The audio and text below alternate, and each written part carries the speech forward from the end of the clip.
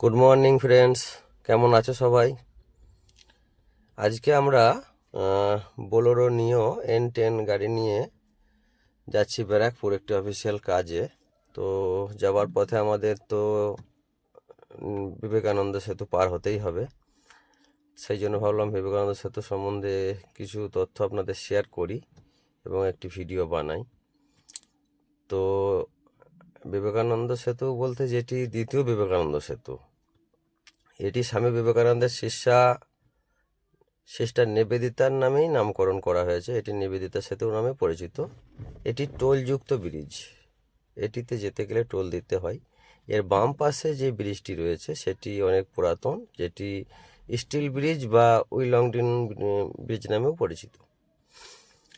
ওই ব্রিজটি বর্তমানে অনেক বয়স হয়ে যাওয়াতে এবং হেভি ট্রাফিকের কারণে বেশি গাড়ি এই দিকেই যাতায়াত করে, যেমন হেভি ভেহিকেলস বা বড় বড় লরি এবং গ্যাসের যে বড় বড় কন্টেনার গাড়ি সব এইদিকে যাতায়াত করে।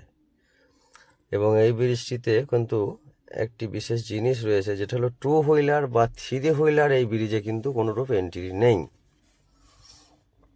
এবং এই ব্রিজটি 2004 সালে জুলাই মাসে কাজ শুরু হয় এবং 7 সালে জনসাধারণের ব্যবহারের উদ্দেশ্যে খুলে দেওয়া হয়।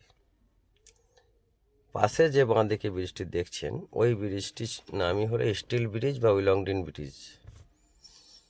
ওই ব্রিজটিতে একটি ট্রেন লাইনও রয়েছে, যেটি উত্তর চব্বিশ পরগনার দক্ষিণেশ্বর এবং হাওড়ার বালিকে সংযোগ করেছে।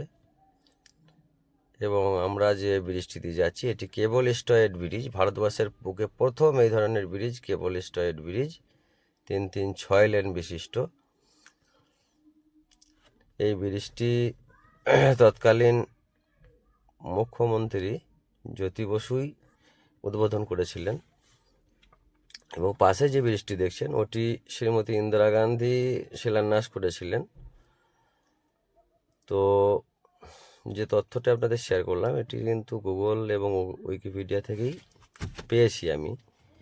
এবং এখন ব্রিজ আমাদের শেষ হলো। দুটো ব্রিজের দৈর্ঘ্যই 880 মিটার করে, সমান সমান লম্বা, এবং দুটি ব্রিজের মাঝে গ্যাপ কিন্তু 50 মিটার।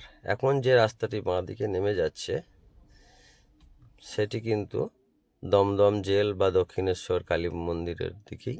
এবং এই ব্রিজ দিয়ে আসলে আপনাদের যে সুবিধাটা হবে সেটি হলো আপনাদেরকে কিন্তু খুব বেশি ট্রাফিক পোহাতে হবে না, ঝামেলা হবে না।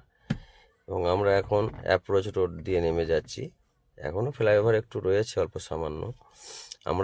আমরাও সামনে পড়ব যেখানে ট্রাফিক আছে। হয়তো ভিডিও বেশি লম্বা করা যাবে না। তো বন্ধুরা, ভিডিওটি কেমন লাগলো আপনারা জানাবেন। যদিও সম্পূর্ণ এডিটিংটা মোবাইল থেকেই করা এবং এখন নতুন আমি, সেই জন্য হয়তো একটু খারাপ হতে পারে, গলার ভয়েসও হয়তো খুব একটা ভালো সকলের নাও লাগতে পারে। তো সকলকে আমার আন্তরিক শুভেচ্ছা, ভালোবাসা, এবং সুস্থ থাকবেন।